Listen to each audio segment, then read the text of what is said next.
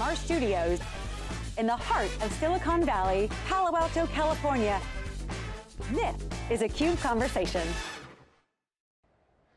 Hey, welcome back everybody. Jeff Frick here with theCUBE. We're in our Palo Alto studios today for a CUBE conversation to talk about a pretty interesting topic, right? Which is the security issue that is pervasive and needs to be baked in all over the place, and combining that with networking and software-defined networking, which is often talked about as kind of the last area of really software-defined execution and a lot of activity around SD-WAN.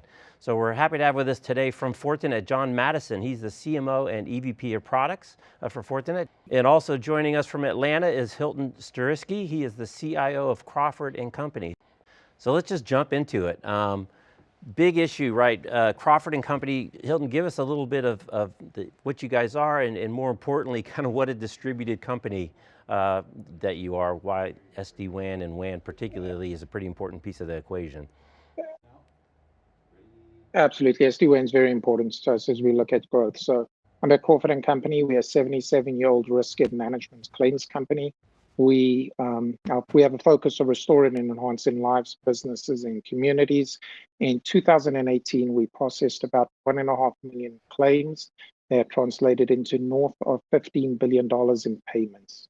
But more importantly, when you think about the insurance space and really any highly transactional organization, we're all going through a digital disruption, and Crawford and Company is no different.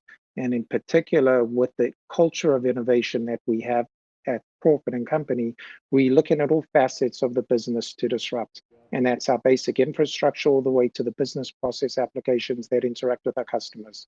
And when we think about the network, that's the lifeblood of our organization. Spanning 7 countries with almost 9,000 employees, the network touches every facet of our organization and our business. And being on an innovative modern technology enables us to support the scale and growth that's invariably coming down the pipes in this industry. Thank you. Thanks for that summary. And John, over to you. You know, we go to a lot of conferences. We go to your guys' conference. We go to RSA and security. The topic is always security needs to be baked in throughout the process. It can't just be added on at the end. And you guys have taken that to heart. So tell us a little bit about your guys' solution in this SD-WAN space and how you're approaching it slightly differently. Yeah, as Hilton said, just about every company is going through this digital disruption. And that means they really need to make sure their network is of high quality, high speed, can access the applications, but most importantly is secure. And so what we do is make sure with all our networking gear, and SD-WAN being a specific example, that security is totally integrated within that solution. And you do it in a different way too, right? You're not just doing it with software, but you've actually introduced a hardware component into this equation as well. Yeah, now obviously the software is still very important to make sure you can orchestrate and you've got the feature set. But earlier this year, we announced the world's first SD-WAN ASIC, which allows us to get that performance of the networking stack and security stack on a single appliance. We're talking about 5 to 10x performance. And again, it allows the customer, such as Crawford, to run their networking and their security in that single appliance. So Hilton, I'm curious from your perspective. I have to say, I feel sorry for CIOs because as again, we go to all these shows, we walk around, there's so much technology, and in security specifically, when you walk around RSA as the granddaddy of all those conferences, there's hundreds and hundreds and hundreds of vendors. And I think, my goodness, how do you go through, how do you evaluate? So, what do you do when you're looking for technology partners among this giant sea of potential opportunities and people telling you to do this, that, and the other? You got to find a partner that's going to help you. Absolutely. So, there are a number of facets that come to that. But first and foremost, we take security and privacy, not just security, extremely seriously at Crawford. And because of that, we rely on our cyber team to help us make decisions and drive those discussions. So these relationships are not just, come about because of benefits that we see on white papers or interactions with the peer CIO. They really are driven from our cyber organization and the in-depth research that they do in vetting products. We're not just looking for a sexy brand name to put in our branches and our data centers, but we're really looking for a tried and tested product. And it wasn't our networking. That really came down to our cyber team because of the integrated nature of the SD-WAN and the security appliance. And two, Hilton, I'm curious in terms of the changing kind of government regulations. We had GDPR, we've got the California Privacy Act. Has that impacted your, kind of prioritization of security and privacy, or has that always just been a top priority and that's just, kind of another box to check? Yeah, I mean, it's always been there. We haven't seen it impacted from a site from a networking perspective to date.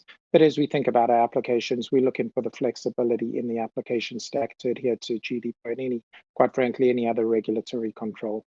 Being in the insurance industry, we are highly regulated, and that type of scale and flexibility is something that we look to as we build new products for a modern future.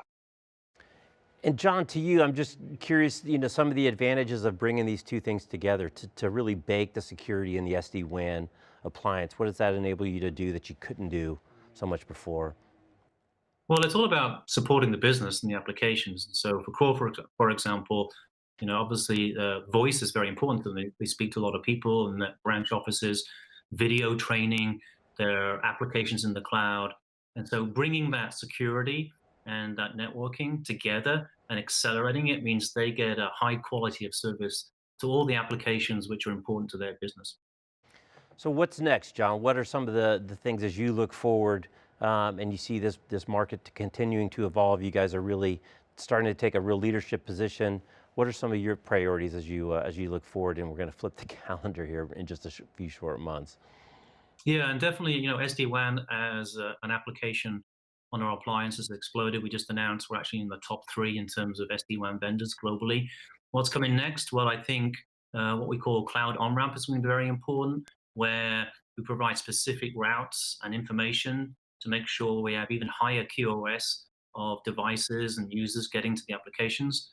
And then the other, on the LAN side of it, we're starting to roll out something called SD-Branch, which gives you the same kind of fabric topology view, control and workflow of access from Wi-Fi, from Ethernet switching. And we've also integrated NAC, network access control, which gives you that visibility and control of IoT devices. Great. So Hilton, I want to give you the last word, to share with your peers as they're going through this journey. A lot of talk about digital transformation, but when the rubber hits the road, right, you actually got to do the things and do the small things that make a difference.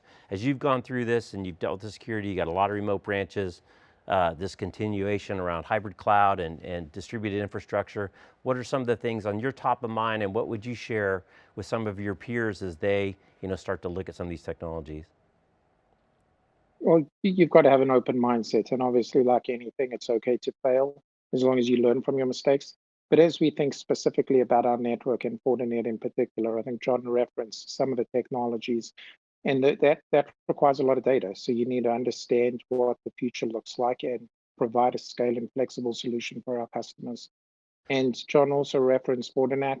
We are in the process of deploying that, and it's all about having that single pane of glass and that integrated solution that makes it easier for a smaller support team to manage and ultimately drive value and allow investments in other parts of the company. Well, Hilton, I know we're up against it on the time. I want to thank you for taking some time out of your busy day in lovely Atlanta and sharing your story. And John, nothing but continued success to you and Fortinet. We've really been happy to be part of the story and share it and come to the conferences, and just another step on that journey to success. Thank you. Thanks a lot. All right, thanks, gentlemen. All right, you've been watching theCUBE from our Palo Alto studios. Thanks for watching. We'll see you next time.